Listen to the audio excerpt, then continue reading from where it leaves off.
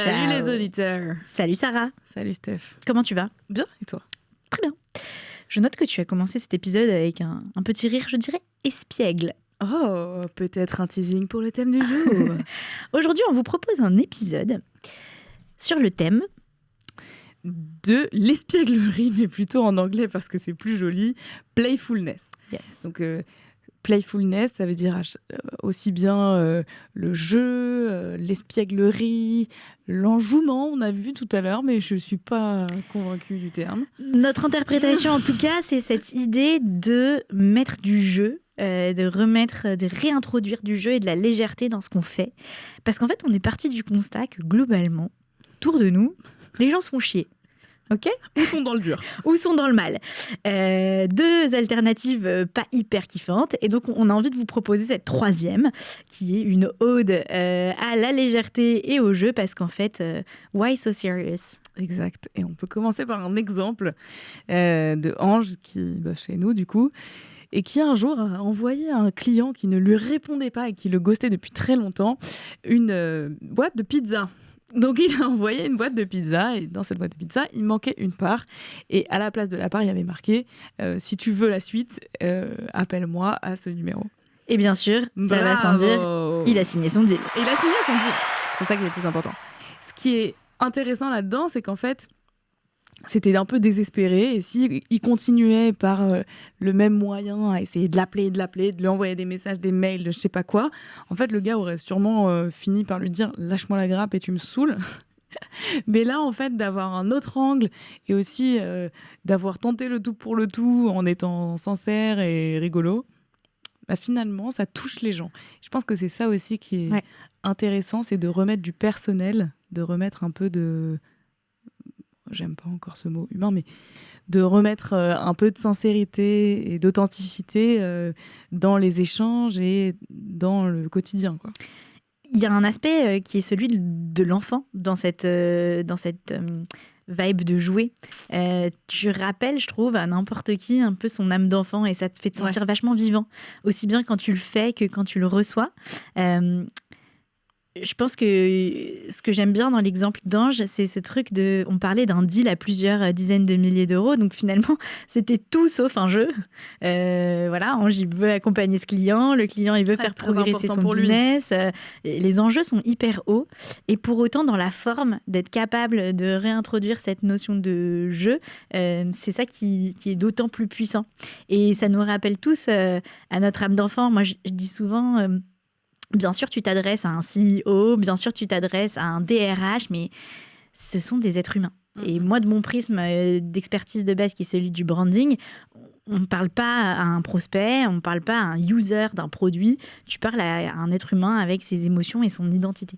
Et je crois qu'il y a cette dualité entre faire un truc hyper léger et en même temps hyper profond, où, comme tu le disais bien, c'est hyper authentique, tu te dévoiles, tu prends un risque. Et en même temps, c'est fun de le faire. Et c'est ça qui est dur aussi, surtout dans des métiers comme la vente, c'est que c'est tellement compétitif, sérieux. Enfin, sérieux.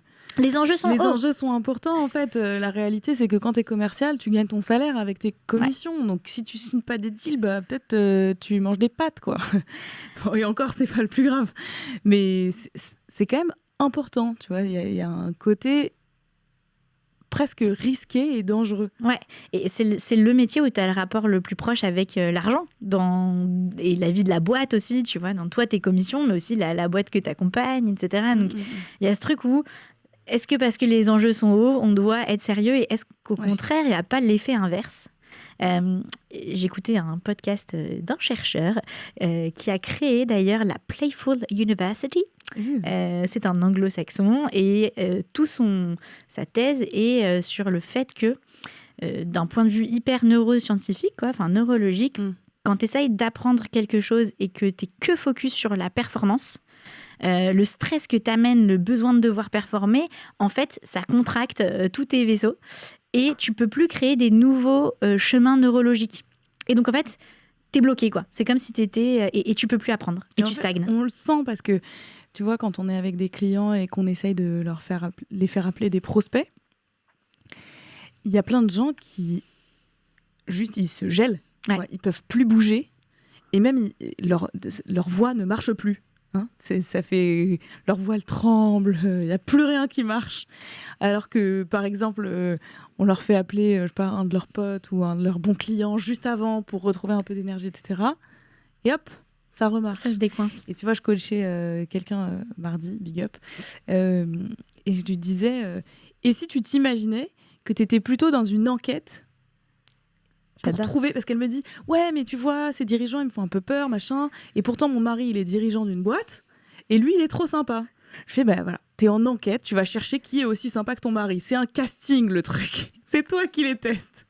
Et en fait elle regardait au ciel en mode en train de processer le truc et du coup ça rajoute un aspect où c'est pas très grave quoi, faut juste trouver ce qui marche.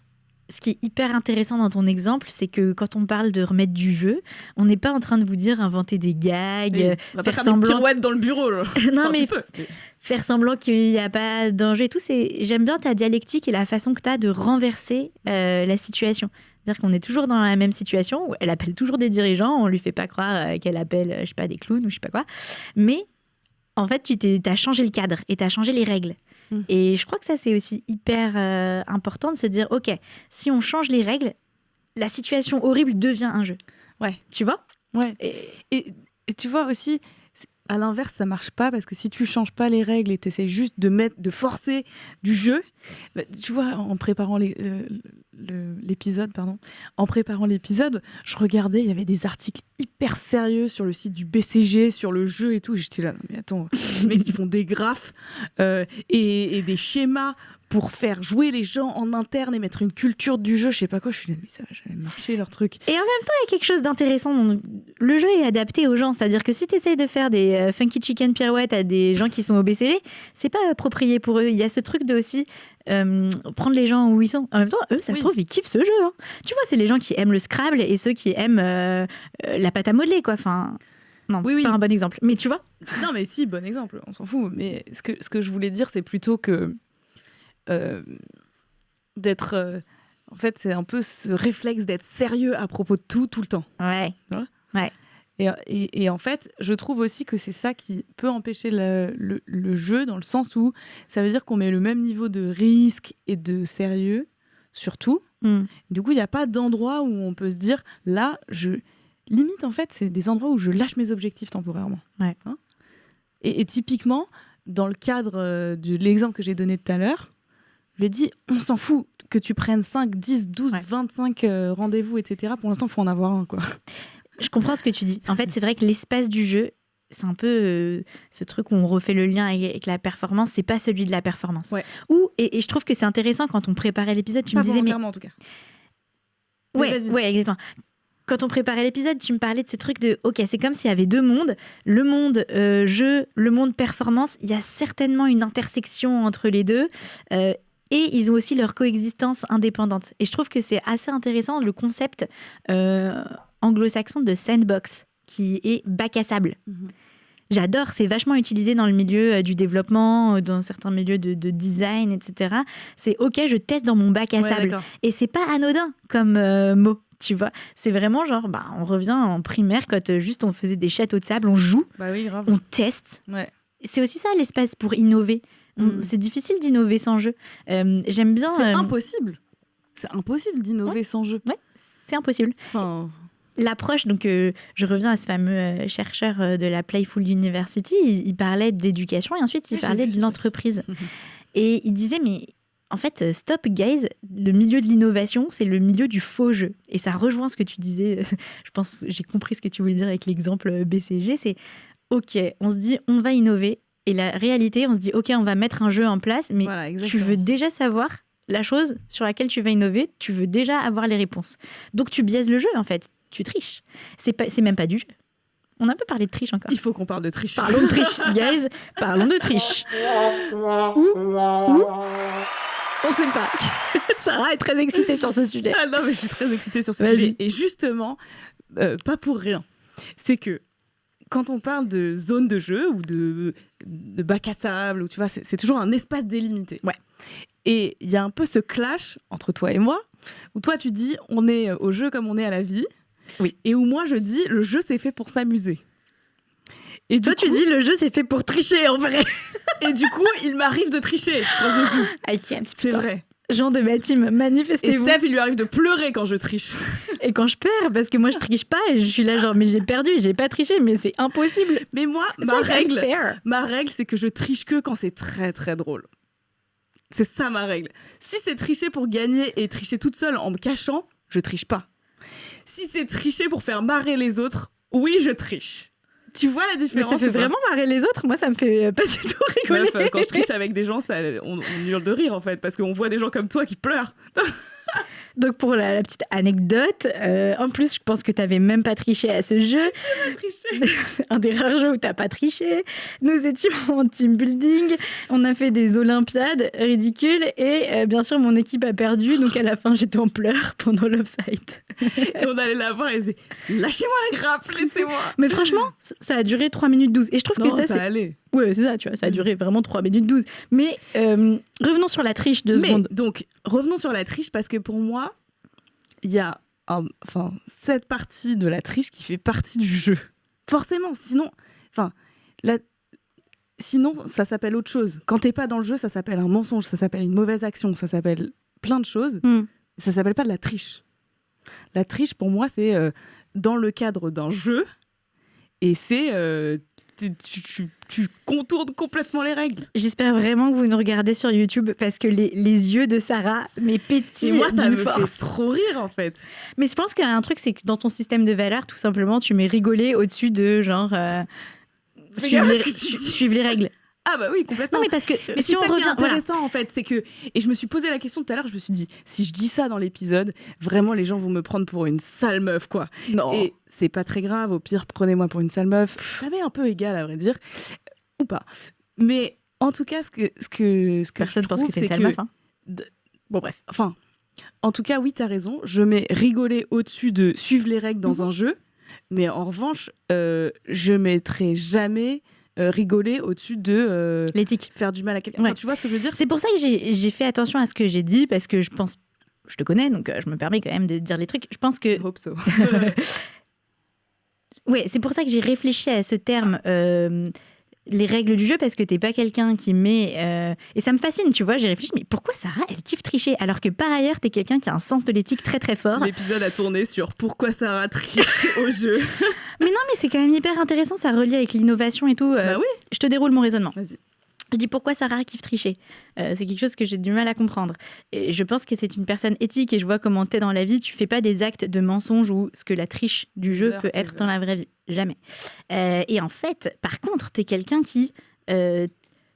si tu juges qu'une règle n'est pas bonne, tu te fies des règles. Et donc du coup...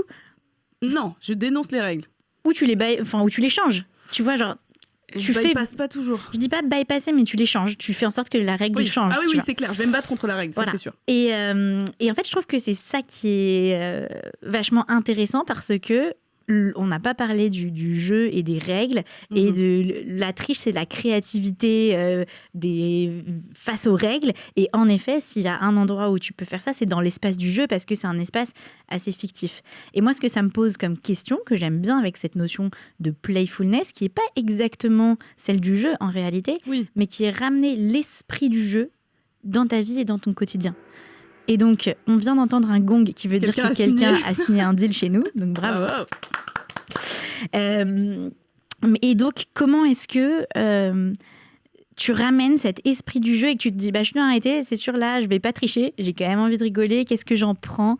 Et moi, c'est des questions qui, personnellement, je me pose souvent et que j'ai réalisé, si vous avez le temps pour une petite Steph anecdote, que c'est vraiment quelque chose de très conscient que tu dois ramener dans ta vie et que tu dois faire l'effort de ramener à chaque instant, particulièrement quand tu es un adulte. Je pense que c'est tellement facile. C'est un vrai effort. Ouais, c'est vraiment facile quand tu es un enfant, tout est jeu. Il n'y a pas de conséquences, il n'y a pas de responsabilité. Il y a de l'engagement, mais c'est différent. Et donc, quand tu deviens adulte, tu es responsable, on le disait, particulièrement le métier de sales. De Stale. Tu es responsable de gagner ton propre argent, d'être autonome, de te sustain. Tu es responsable parfois du job de certaines autres personnes. Tu es responsable d'une part de la réussite de tes clients, etc. Et du coup, forcément, cette responsabilité a tendance à prendre le pas sur le jeu. Et comment est-ce que tous les jours, tu te remets dans une posture où tu te dis, mais finalement, on n'est pas mieux d'en rigoler, genre détendons-nous et les choses se passent mieux. Et du coup, ma petite Steph anecdote est que cette semaine, j'ai fait une semaine sur le thème vestimentaire princesse. Tout à fait. C'était très playful. C'était extrêmement drôle. Si vous voyez les sourires que ça a provoqué dans la rue, les conversations, même avec les clients, et en fait, surtout moi-même. Et je me suis fait la réflexion, ça fait longtemps que je ne me suis pas sentie aussi légère, vivante moi-même, smiling, rayonnante peut-être. Je ne sais pas si c'est un peu trop Là, c'est littéral. Compliment, mais je l'ai senti vraiment. Et ça faisait un bail que je n'avais pas ressenti ça. Et pour moi, en tout cas, ce choix tous les jours de me dire je vais m'habiller d'une manière qui m'enthousiasme et qui me fait rigoler moi-même, et ben ça amène cette légèreté dans ma vie. Et sans nuire par ailleurs au fait que je pense que je suis sérieuse dans mon travail, etc. Mais c'est une décision que tu renouvelles tous les jours. Et je trouve que ce truc d'identifier sur quel terrain j'ai envie d'amener de la légèreté, de l'engouement, de l'espièglerie. Et quelque part, ça aussi, ça pénètre les autres terrains de ta vie, tu vois. Ouais. Et tu vois, on parle des terrains, mais je me dis aussi, et je pense à nous, chez Jab, quoi. Ouais. C'est important de se mettre des moments vraiment qui sont que dédiés au jeu. Ouais. Et où là, on peut, je reviens sur la triche, mais où on peut tricher, où on peut penser à des trucs complètement fous, où on peut juste rigoler pour rigoler, il n'y a pas d'enjeu, tu vois. Et en fait, de mettre des moments terrain de jeu où il y a il y a low risque, pas beaucoup de risques. Et par rapport à cet endroit d'environnement de jeu, et pour reboucler sur ce qu'on disait au début, ce truc de il y a moins de risques, tu peux te mettre plus à nu. Toutes les barrières en fait de la vie réelle et les contraintes de la vie réelle étant abolies, tu peux tout lâcher, quoi. Ouais, c'est intéressant. Il y a un petit point complètement sans transition, mais que je voulais évoquer, puisque c'est un point où nous ne sommes pas d'accord, ou en tout cas nous avons des choses à dire.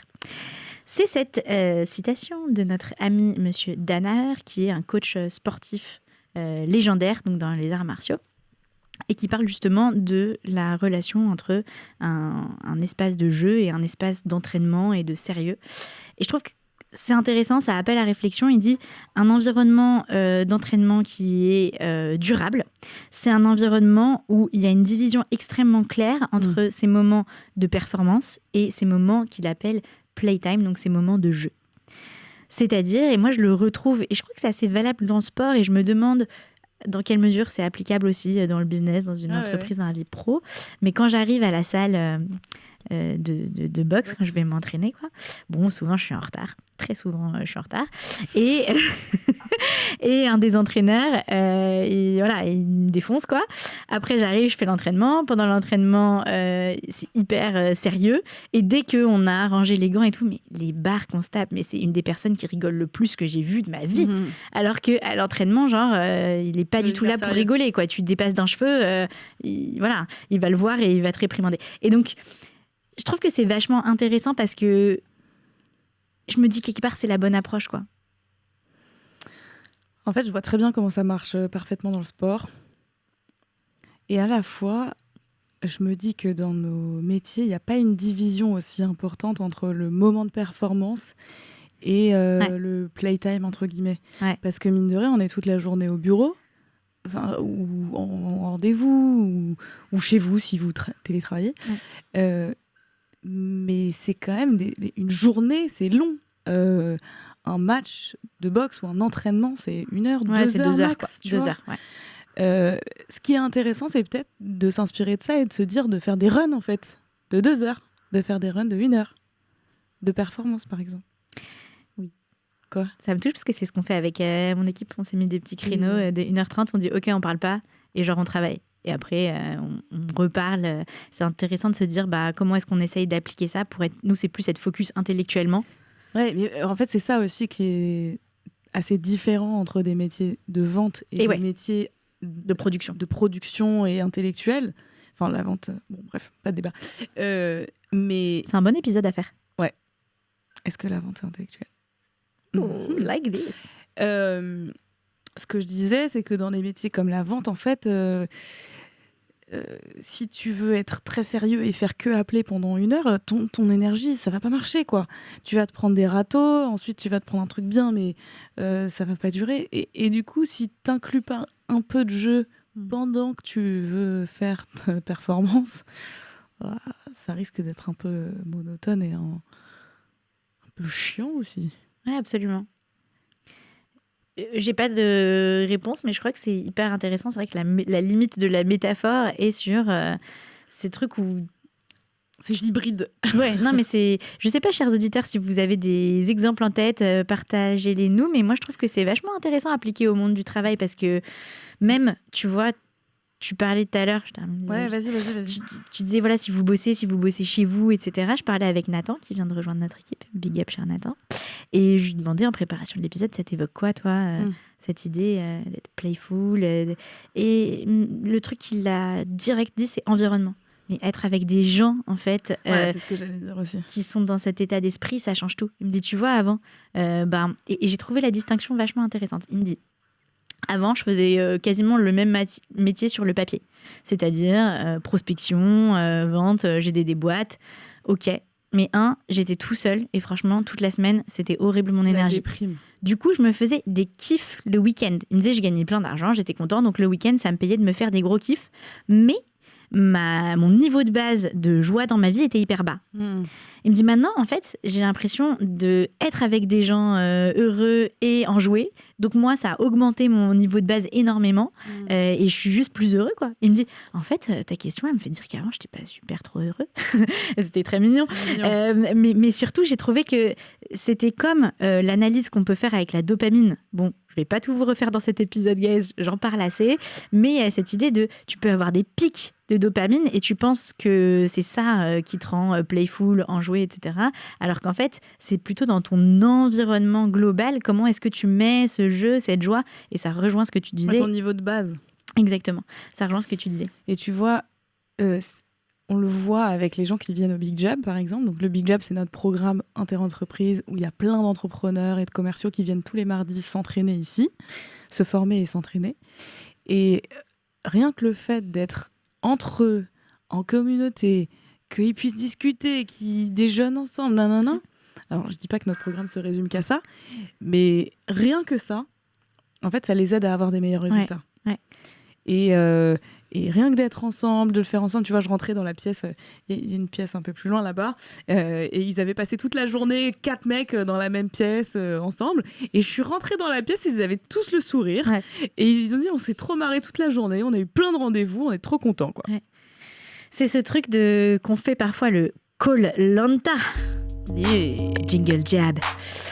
Koh-Lanta, chers amis, c'est un format qu'on a inventé et qui est une petite compétition de prospection entre nos clients, du coup, les mardis après-midi. Mais c'est pas n'importe quelle compétition. Il s'agit de 4 équipes. Chaque équipe a un coach et les équipes doivent tout faire pour générer le plus de rendez-vous possible. Et le gagnant gagne un truc génial, un totem jab. Je ne sais plus ce que c'est le prix, mais en tout cas, en fait, pour vous dire à quel point c'est pas du tout important à ce moment-là de gagner la compète, et c'est vraiment le jeu qui est important. C'est très important. Moi d'ailleurs, la dernière fois, je suis allée chercher des gens dans les autres équipes pour gagner. Triche. Hashtag triche. Hashtag, c'était vachement plus important pour moi que mon équipe soit fière d'elle, plutôt que mon honneur soit sain. Donc, tu vois ce que je veux dire ? C'est encore un autre truc. Pour les jabbers, en tout cas. Ils ont kiffé. Mon équipe, ils étaient trop contents. J'ai vraiment hâte du prochain Koh-Lanta. Mais cette idée... J'essayais de pas tricher. Ou de prendre des rendez-vous moi-même pour eux. Ça, c'est de la triche aussi. Je sais pas si on a dit que c'était de la triche. Non, on n'a pas dit dans les règles. Ça. Bon, je ferai des meilleures règles la prochaine fois. Plus personne va vouloir jouer avec moi, en fait. Donc, c'est ça ? Non. Tout le monde va vouloir être dans ton équipe. Non. En fait, on va avoir, après cet épisode, une division très très claire des auditeurs. C'est clair. Tous les gens qui vont se ruer dans ton équipe et les gens qui vont vouloir faire des règles avec moi. Ça va être drôle. Dites-nous. Cher auditeur, si tu veux gagner, viens dans mon équipe. On va tricher. Non, c'est horrible. Cher auditeur, si tu es de la police, viens dans mon équipe. On va réglementer. Oh yeah. Voilà. Steph, tu peux redire aux gens que je suis quelqu'un de bien en vrai ? Sarah est quelqu'un de bien. Et si vous avez des doutes, vous aurez affaire à moi. Attention. À la police. Donc, je trouve que cet exemple de Koh-Lanta, il est génial pour ce truc d'un environnement de jeu et à quel point, je crois qu'on a battu des records de rendez-vous ce jour-là. C'était juste un environnement génial. Et moi, j'ai beaucoup de clients qui me disent, et parfois je vois des clients et je dis, ça va, t'as pas trop prospecté aujourd'hui, je t'ai pas vu trop appeler. Qu'est-ce qui se passe et tout. Et en fait, ils sont quand même juste trop contents d'être dans l'énergie, quoi. De temps en temps, ils viennent, ils m'ont dit, en vrai, ouais, aujourd'hui, voilà, j'avais un autre truc, machin. Et je dis, ok, ils sont, mais tu sais, ça me fait tellement juste plaisir d'être dans un environnement avec d'autres sales, d'être dans l'énergie, même si pas ce que je fais, ça me nourrit. Et je me dis, ça a de la valeur en soi. Et cet environnement qu'on a créé et cette énergie qui est quand même enjouée, elle est spéciale pour ça. Donc, et je pense que ça me fait penser à un dernier exemple. J'ai fait une conférence à Goranov là, hier ou avant-hier, hier matin. Bref, et en fait, je remplaçais Julien. Il m'a dit à la dernière minute et tout. Donc moi, bien sûr, je le remplace, il n'y a pas de problème. Mais du coup, j'avais pas préparé. Voilà, ça m'arrive de pas préparer des trucs parce que j'ai l'habitude d'en faire. Mais bon, là vraiment, c'était terrain inconnu total. En plus, je sais pas combien de personnes viennent. Voilà, c'était l'impro total. Et je me suis dit, bon, vas-y, de toute façon, on est là, on va s'amuser. Ouais. On est là, on va s'amuser. Sachant que, attention, je suis pas en mode fraude, en pro total. Je fais ça tout le temps. Je me suis entraînée beaucoup. Non, mais Sarah est une experte de plusieurs années. Enfin, c'est incontestable. Non, mais ce que je veux juste dire, c'est pas genre tu vas arriver en impro, tu vas te dire je vais m'amuser et ça va marcher. C'est pas ça que je dis. Hein. Ouais. C'est plutôt là en l'occurrence, j'avais mon bagage, ça marche, et je me suis dit on va s'amuser, on va y aller en impro. Et en fait, je faisais que des blagues, mais pas très drôles, tu vois. Enfin, juste je faisais ce qui me faisait rire en fait. Et en fait, c'était une des meilleures sessions que j'ai faites. Les gens, à la fin, ils étaient trop contents. J'ai reçu plein de messages de remerciements, des gens qui veulent travailler avec nous, etc. Et en fait, juste le fait que je me sois lâchée, enfin, tu vois, des trucs super bêtes, mais genre, à un moment, je vois que les gens en ligne, la caméra, elle est derrière moi. Je me rends compte, je fais ah mince, ça filme mes fesses depuis un quart d'heure. Je change le truc.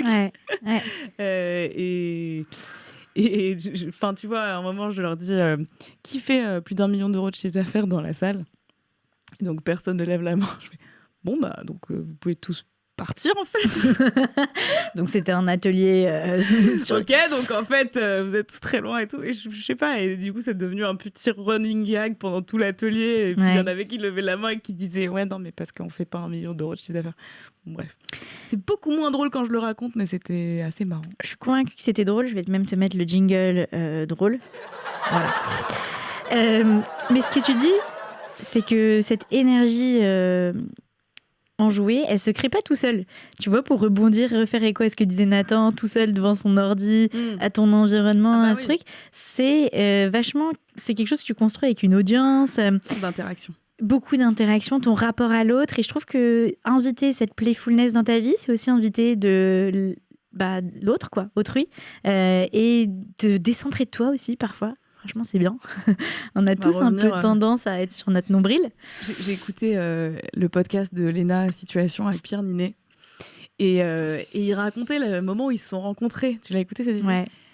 Et en gros, Léna, elle disait mais moi, je stressais grave et tout. J'avais les mains moites. Il y avait que des acteurs hyper connus. Et moi, j'étais une petite youtubeuse. J'ai aucun rapport.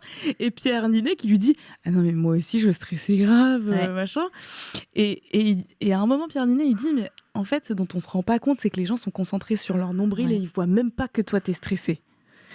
Et donc là, je pense que c'est un peu inverser ça pour jouer et de se dire vas-y, en fait, tout le monde s'en fout de quoi j'ai l'air, et je vais aller m'ouvrir et donner mon attention.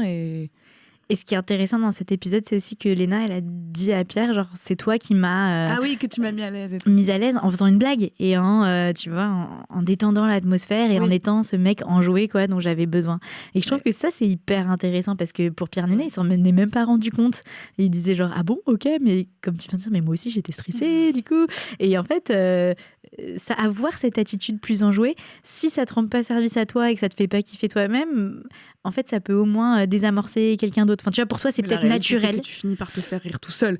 Regarde, il y a une émission qu'on a regardée avec Steph à Loveside qui s'appelle LOL sur Prime Video, qui est juste exceptionnelle. Steph et en fait, et Sarah dans le lit avec un rétroprojecteur. énorme, soit dit en passant. Et donc le but de cette émission, c'est que des humoristes dans la même pièce, ils n'ont pas le droit de rire. Donc évidemment, c'est hilarant. Et pourquoi je racontais ça ? Salut Arwan. Donc que des trucs parce qu'on parlait du rire, donc je disais si toi-même ça te fait pas rire, fais rire les autres. Tu l'as ? Voilà. Okay. Et donc les règles, c'est qu'il y a plein d'humoristes dans la même pièce et ils n'ont pas le droit de rigoler, donc évidemment c'est très drôle. Et ils finissent tous par se faire rire eux-mêmes en fait. C'est ça qu'on voit quand ils se font attraper, parce qu'à un moment, ils se font attraper, s'ils rigolent, ils ont des punitions et ils doivent sortir, carton rouge. Et en fait, c'est vrai que quand ils rigolent, en fait, c'est eux-mêmes qui se sont fait rire. Éric Judor qui rigole à sa propre blague. Ah, c'est drôle. Fantastique. Bah, c'est très drôle. À sa propre imitation, c'est magnifique. Bon bref, donc du coup, tout ça pour dire... Si tu commences à rigoler, tu vas finir par te faire rire et à t'amuser, quoi. Et pour rebondir sur ce que tu dis, ce truc de... prendre ce rire, cette légèreté, cette playfulness comme un muscle. Ouais. C'est quelque chose qui...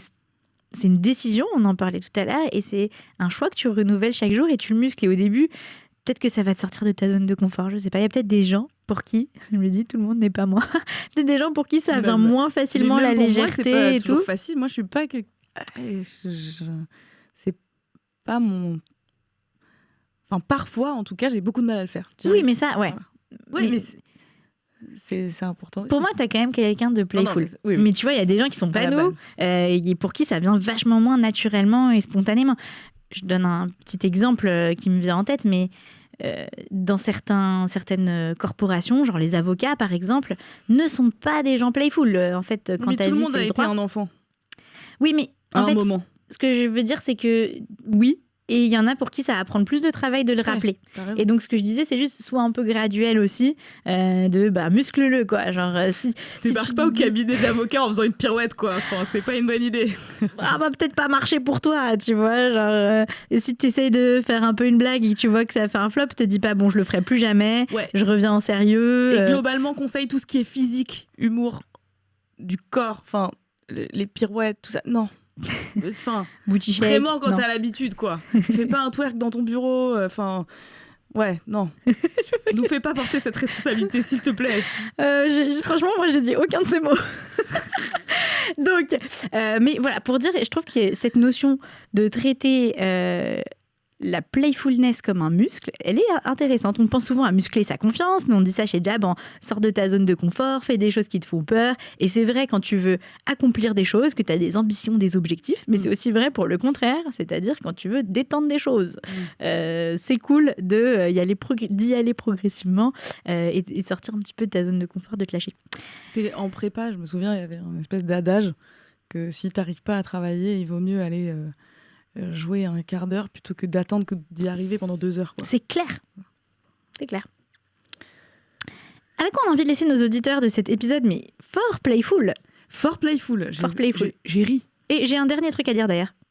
Allons-y. Je trouve que ça fait longtemps que j'ai pas parlé du triangle of TED, The Empowerment Dynamic. T'en as pas beaucoup parlé de ça. J'ai parlé une fois. Donc, chers auditeurs, si vous n'êtes pas familiers avec ce triangle, c'est un triangle dynamique génial qui fait que tu transformes une situation dans laquelle soit tu te victimises, soit tu es en train de victimiser quelqu'un, soit tu as le syndrome du Saint-Bernard et tu essaies absolument de sauver quelqu'un en détresse. Jesus Christ syndrome. Voilà, donc ça, c'est une situation dans laquelle on a tous tendance à être, on s'en rend pas forcément compte, mais nos modèles mentaux sont vachement structurés autour de cette trinité-là. Et en fait, je pense que t'aider à repenser les choses comme un jeu font que tu vas basculer vers une relation beaucoup plus créatrice de sens pour toi et aussi de valeur et de dialogue avec l'autre. Et ça, c'est Arthur qui m'a fait penser en discutant ce matin. Il m'a dit, évidemment, bien sûr, triangle créateur. Et ça m'a pris un petit peu de temps Ok. avant de comprendre ce que ça voulait dire. Mais je crois vraiment que cette idée que parfois de remettre du jeu, de remettre du vrai questionnement de l'innocence de l'enfant et tout, ça te sort de ces schémas, de ces autoroutes mentales, psychologiques dans lesquelles t'es, genre lui de toute façon c'est un bâtard et tout, et de se reposer la question, mais pourquoi ? Ah mais Des d'ailleurs, prisons mentales, en fait. Ouais. C'est un pas de côté. exactement, tu L'humour, sors de tes De prisons toute façon, mentales. l'humour, et pour arrêter de tourner en rond, c'est toujours faire un pas de côté. Mm. C'est toujours essayer un truc un peu random, peut-être, un peu au hasard, mais qui te fait changer de perspective, qui te fait sortir de plein de prisons mentales, en fait.